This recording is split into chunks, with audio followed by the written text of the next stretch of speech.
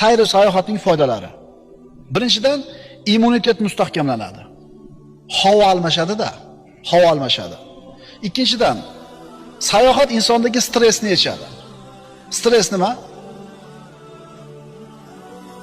Tushkunlikka tushish, qo'rquv, vahima, xavotir, stress. 21-asrda yashayotgan odamlarning vabosi mana shu stress deyiladi. Asablarni tarenligiga. O'zingni bolangni g'alvasini ko'tara olmaydigan bo'lib qolgansan. O'zingni bolangni g'alvasini, u boshqasini qo'y. Uchinchidan, miyani kuchayishiga sabab bo'ladi. To'rtinchidan, yurak qon tomir kasalliklarining xavfi pasayadi. Beshinchidan, jismonan sog'lom bo'lishiga sabab bo'ladi sayohat qilgan odam. Oltinchidan, fikrlash doirasi kengayadi. Yana sayohat qilgan odamda o'ziga bo'lgan ishonch ortadi. Sayohat qilish kerak yigitlar, yoshlar.